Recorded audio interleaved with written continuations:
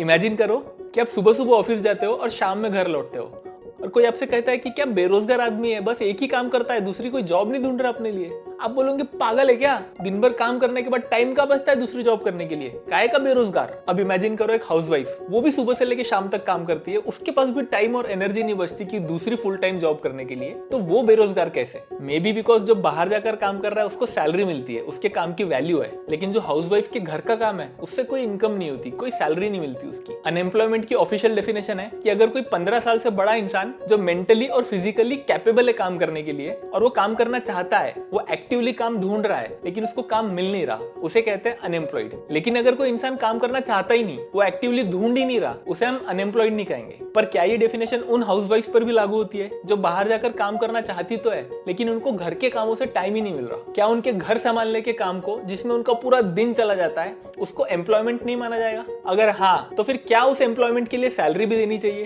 कितना amount decide किया जाएगा? कैसे कैलकुलेट करेंगे एक माँ के अपने बच्चों को संभालने की वैल्यू, एक बीवी के अपने घर को संभालने की वैल्यू? अगर काम के बेसिस पर सैलरी देने लग गए तो क्या हम एक बीवी, एक माँ को एक कुक, एक मेड, एक क्लीनर, एक केयरटेकर से कंपेयर नहीं कर देंगे? तो क्या शादी होने के बाद जो फ्रेशर हाउसवाइफ है उसको कम सैलरी, फिर धीरे धीरे एक्सपीरियंस के साथ हाउसवाइफ की सैलरी भी बढ़ती रहेंगी? इस डिबेट में ऐसे बहुत सारे पहलू हैं। इस वीडियो में हम इन सारे पहलुओं को अच्छे से समझेंगे और फाइनली एक कंक्लूजन पे पहुंचेंगे। सबसे पहले ये समझने की कोशिश करते हैं कि इस देश का कानून क्या कहता है हाउसवाइफ को सैलरी देने के बारे में। 2020 में महाराष्ट्र में एक रोड एक्सीडेंट हुआ जिसमें एक बाइक को एमएसआरटीसी की बस ने टक्कर मार दी।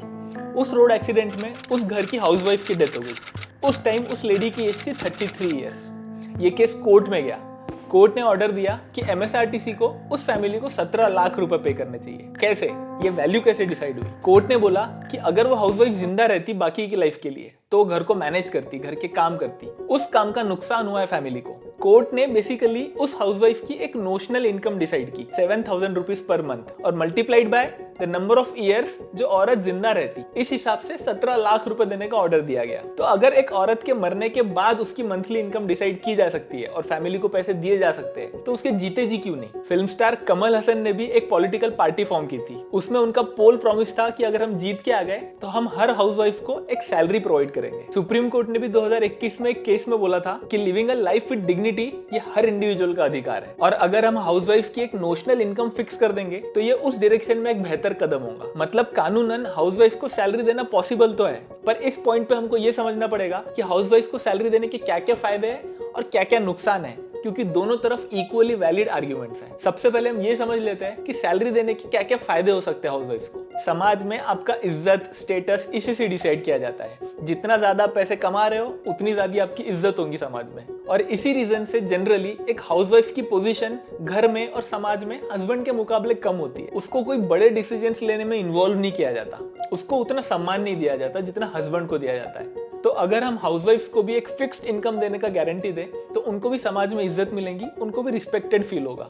एक सर्वे के अकॉर्डिंग एक औरत घर में 297 मिनट्स हर दिन खर्च करती है घर के काम करने के लिए, और वहीं पे एक आदमी सिर्फ 31 मिनट्स पर डे। अगर हम सच में घर के कामों को और बाहर के कामों को इक्वल मानने लग जाए, दोनों की वैल्यू इक्वल मानने लग जाए, तो धीरे धीरे घर के कामों के साथ जो इंफीरियरिटी जुड़ी हुई है वो भी हट जाएंगी। किसी को भी ये काम करने में शर्म नहीं आएंगी, ये जेंडर न्यूट्रल काम हो जाएंगे। अब इस चीज के कुछ नुकसान भी समझ लेते हैं कि अगर हाउसवाइफ को सैलरी दी जाए तो क्या वो उनके लिए सच में अच्छा है। कुछ लोगों का ये भी मानना है कि अगर हम हाउसवाइफ को सैलरी देने लग गए तो इससे उनकी कंडीशंस अच्छी नहीं होंगी बल्कि और खराब होते चले जाएंगी।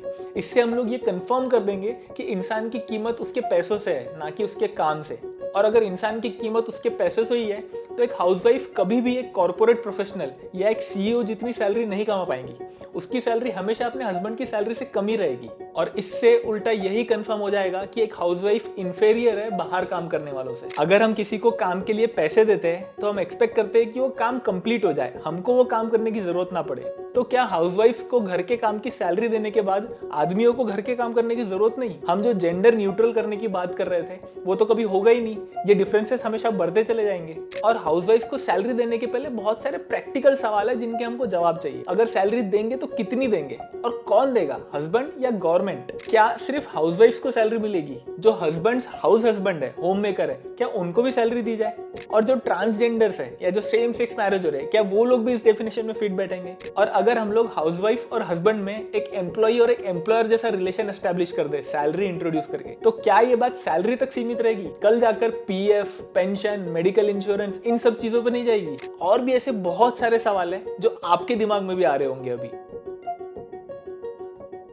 असल में प्रॉब्लम ये नहीं है कि हाउसवाइफ को सैलरी देनी चाहिए या नहीं देनी चाहिए।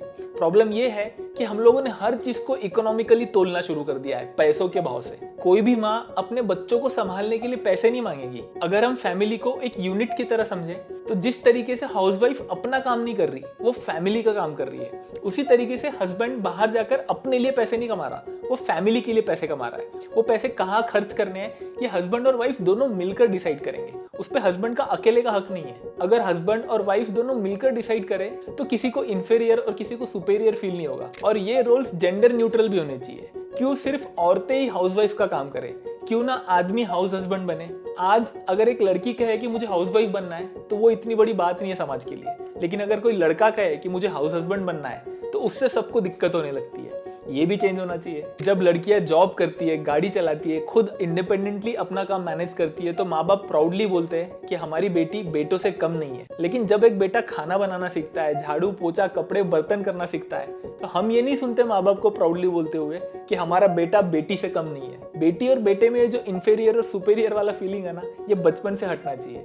दोनों काम जेंडर न्यूट्रल होने चाहिए। दोनों को गाड़ी चलाना आना चाहिए, दोनों को जॉब करना आना चाहिए, दोनों को खाना बनाना आना चाहिए। आपको क्या लगता है? अगर आप एक हाउसवाइफ है जो ये वीडियो देख रही है तो प्लीज अपनी राय कमेंट सेक्शन में दीजिए। आपके दिमाग में अगर कोई ऐसा पॉइंट है, कोई ऐसा सवाल है जो मैंने मिस कर दिया है, तो आप भी प्लीज कमेंट सेक्शन में लिख के बताइए। एक हेल्दी डिबेट करते हैं और इस पॉइंट को समझने की कोशिश करते हैं दोनों के एंगल से। एंड कॉन्ग्रेचुलेशंस, आपने इस वीडियो को यहाँ तक देखकर अपने 7 घंटे का समय बचाया है।